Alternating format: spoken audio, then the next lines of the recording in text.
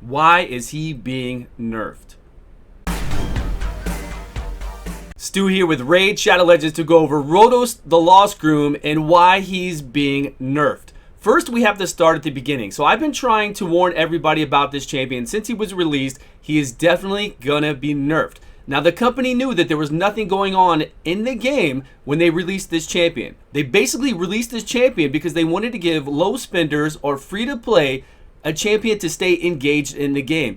Give you a champion that you could use on offense in arena and defense, that you could use to get through content in the game that would be super powerful, knowing 100% that they would have to nerf this champion down the line. I think it's a perfect time to do it because right now people are complaining about their Rotos being nerfed, but then they're talking to other people and they're like, yeah man, but what about my Siffy? What about my Duchess? Look at Madam. All these other things are going on, so it's really good to put him in during this time. But it was 100% planned. Like, this guy came out. Let's go over to Google search really quick and type in Rotos translated to Spanish. Here we go. Rotos. Broken. Exactly. El Rotos is broken. So you can see clearly that this champion's name even was picked because it is a broken champion. Do not doubt what I'm saying right now. You know this company. You know what they could do. There was nothing going on in the game, and they wanted to give you a reason to continue to play the game. Give you a very, very strong champion, knowing that later they would definitely have to tone him down. So I blame this all completely on the company for bringing out the champions like this, knowing that they're going to nerf. Let's get a deep dive into Rotos though. Look at all his abilities, how they are right now before the nerf, and then we'll talk about the nerf components. Let's start with the most powerful passive in the game, which is Rotos' passive. Will decrease damage from enemy hits so that incoming damage from a single hit will not exceed 50% of this champion's max HP. So that alone is very unique to him. It's very powerful. We don't have any other damage-based champions that can survive like this. Other champions can get one shot, they're done. This guy cannot get single shot. You have to have multi-hit to come in here and really take him out. So right away, this passive limits so many champions that you would bring up against Rotos if you want to take out the whole team quickly. If you want to bring your Rotos against the other team and then, systematically take out everybody else and then wait to deal with Rotos last, you can. But if you want to come in here and deal with Rotos first, with your Foley, with your Trunda, with your Ithos, with anybody who has multi-hit, they have limited the champions that you can bring in to fight this guy with. A very cool passive. But then on top of that, the icing on the cake is that whenever this passive activates, it grants an extra turn. Now this guy with granting an extra turn means he takes the turn immediately. Now him taking this turn can happen that if you have masteries that counterattack, say he comes in and hits you with his Vitality A2, you don't take enough damage to die, but you take over 25% in your masteries proc, you counterattack, so you go over there and you whack Rotos, and Rotos got a shield up or whatever, he still has plenty of life to take it, procs his passive again, and it will immediately take another turn. We're taking turns here. So those are cooldowns are going down on him. We are taking additional turns. He is going again right away. He will also break the laws of the game with this passive. So if anybody comes in and has 2 hits, say I am Candrafon and I do a big AoE and I get an additional turn whenever I kill somebody on that AoE. It is Candrafon's turn right now. Nobody else's, right? He does an AoE. He kills somebody else on the team. He obviously does 50% damage to Rotos. Rotos gets mad, takes an additional turn, and before Candrafon, which is still his turn, can do his additional attack that he gets granted, Rotos is going to cut in.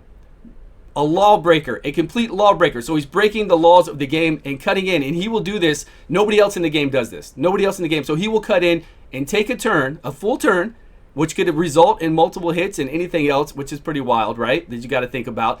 So that is what Rotos' passive will do. Then on top of that, you pair that with shields. Anytime you can put even a little bit of shields on Rotos is amazing. If you can get the shield whenever he kills somebody in the assault mastery, make sure you pick that up. Get him with some gear that gives him a little shield to start with, and it makes it even dirtier because it goes off the shield then.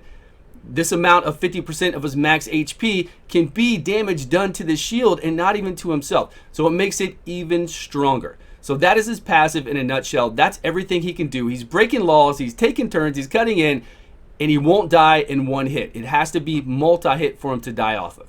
Very, very strong, very, very cool to just have on any champion out there. That is only his passive. Okay, let's go over to his A3, the big topic of conversation right now. We're going to talk about how it is right now. So he will attack one enemy, ignore 75% defense, ignores unkillable, ignores block damage buffs, and grants an extra turn if he kills somebody. Killing enemies with this skill cannot be revived. We have very few champions in the game that block revive. There's not really a ton amount of champions that do that, and there are definitely not any champions that ignore defense and block revive together. So this guy already has a 2-for-1, ignore defense 75%, and then block revive when he kills. So he's already doing far more than anybody else in the game does with just those two. Now also he ignores unkillable. There is nobody else in the game that ignores unkillable. There are people who go through, I think, block damage or one of the other ones, but there are nobody else that I can remember in the game that ignores unkillable, and of course nobody that ignores unkillable and block damage. So he's got that going for him as well, right? He can go ahead and take out a Skull Crown. He's gonna eat right through that and kill her, along with any other champions that have any kind of buffs up like this. So multiple layers of craziness on this one skill, which goes to a 3-turn cooldown. A very, very low cooldown. Now I'm just going over all this stuff, and we're just talking about how amazing he is. We're not trying to say one way or other if these are right or wrong. We already know why the company did this, that I stated before, that I believe that's the reason. We're just talking about right now how powerful he is, and we already knew that they were going to nerf him, right? We already knew he came out the broken, and that they were definitely going to nerf him. That was the whole plan all along. So right here, this ability is just on a 3-turn cooldown. Being able to do all this is more than any champion in the game. So Rotos the Killer, this A3 is beautiful. A beautiful ability, even if you broke this up into a couple different parts, gave it to some other people. Same thing with the passive, just gave a portion of this passive, not even the extra turn part, but gave this like passive to a Neathly Blood Twin to where he wouldn't die in just one hit. That would be amazing for some other champions out there. Now we're going to go over to this A2. Attack one enemy, decrease the target's max HP by 20%, and then add that HP to this champion's own max HP. This is a ability that only Rotos has. Very, very interesting, very cool. I love how unique it is. I just kind of wish they were spread out over different champions, because I think another champion with this ability, or let's start giving other champions these kind of abilities too, because they are very interesting, right? Cannot decrease a single champion's max HP by more than 60% in one battle. Cannot increase this champion's, Rotos' max HP more than 60,000. Does not decrease boss HP. So very strong. And the way that Rotos does damage too is very strong. The attack and the HP, the attack and the HP, you can play him a lot of different ways. He's a very fun champion. So we've got this here where he's lower on HP, he gets HP back, which brings him above sometimes the 50% HP threshold. And then if you have shields on or anything else, like I've said before, he's just taking more turns, right? You can't kill him if you have single target. You bring that in there, and then he's taking a turn, and then what is he doing? He is killing you, and you don't need any setup, right? He's not bringing in anybody to do a decrease. We don't need a Madam with this guy. We don't even need to worry about a lot of times if they have shields on, because we can do so much damage with ignoring this much defense, with Savage gear on, with masteries, that we can just eat through that. Masteries that give us 25% additional damage whenever they have shields. So we can just go in here with no setup whatsoever, bring in a champion that can't die, very hard to die, takes multiple turns, is a lawbreaker when it comes to turns, right? Cutting in on people, and then doing this mass amount of damage and blocking them from coming back to life. So everything I just stated is specific to Rotos. So specific to him that no other champion in the game can do this. Not even close to any part. I mean, if you can nitpick like all these pieces, nobody can do any of this.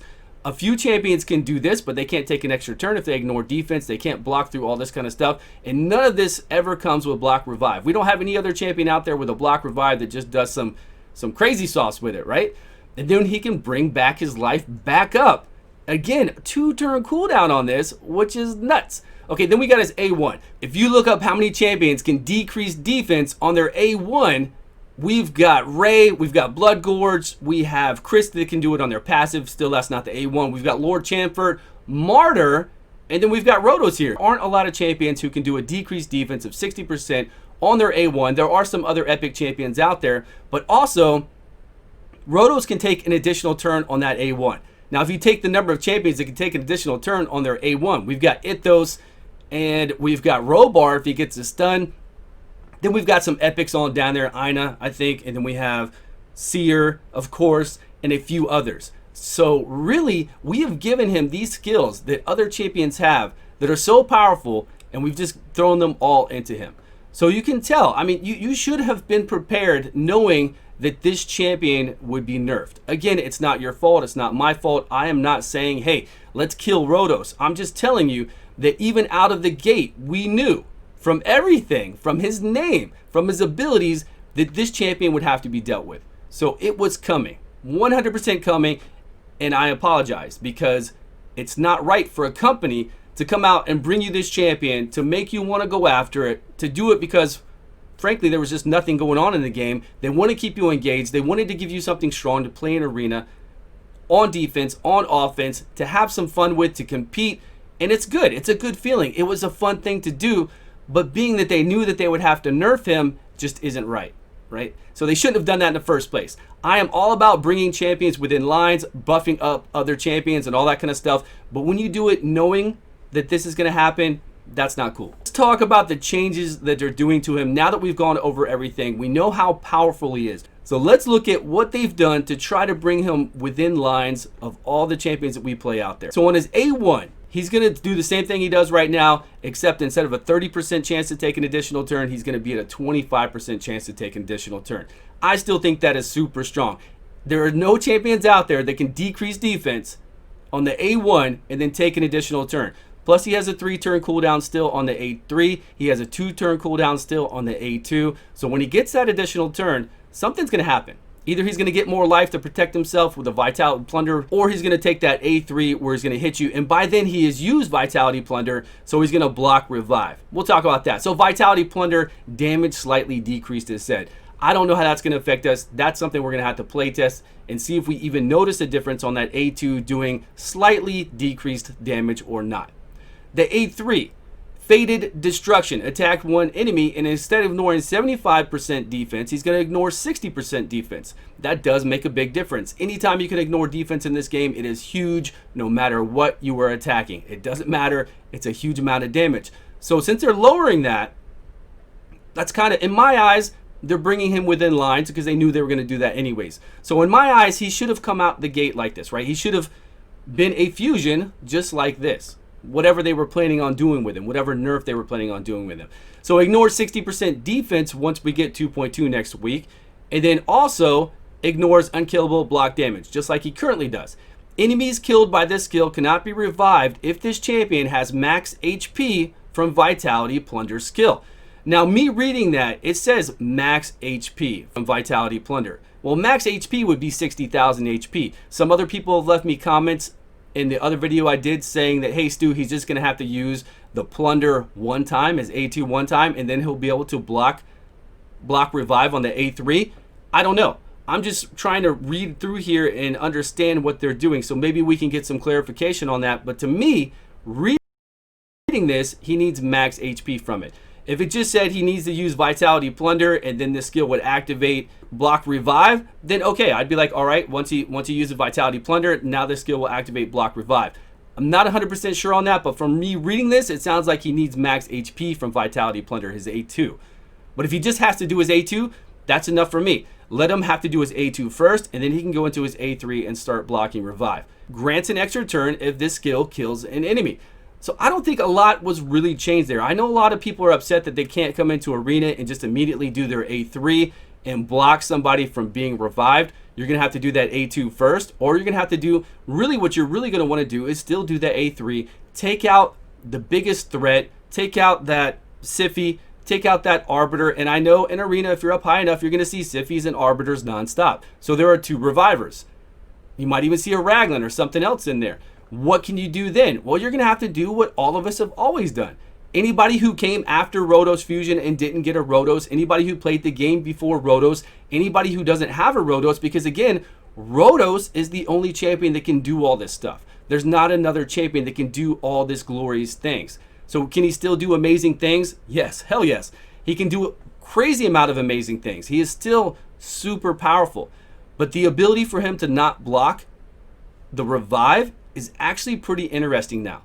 It's not going to be a give me. It's not a no setup, let's go in with Rotos and nobody else, and that's all we're going to rely on. We're just going to rely on our Rotos to take care of everything else. Now we can just bring in 3 other kind of support or whatever champions just to make sure that everything we do supports Rotos. so that he can come in there and take those turns, break into turns, block revive on a 3-turn cooldown, take additional turns, come back to it easily, and just keep killing. So hopefully you can wrap your head around all the things that this changes and kind of understand that really overall it's a good thing. It's a bad thing what they did, but it's a good thing for champion balancing. It's just a good thing for champion balancing in my eyes, right? Everybody has a different opinion about it, I know. So you know I'm with you. I'm 100% with you, and I feel your frustration. But let us know down below in a constructive way how you feel about this whole situation. But I do appreciate you all for watching. Thank you so much for your time, and I will see you guys all on a video soon.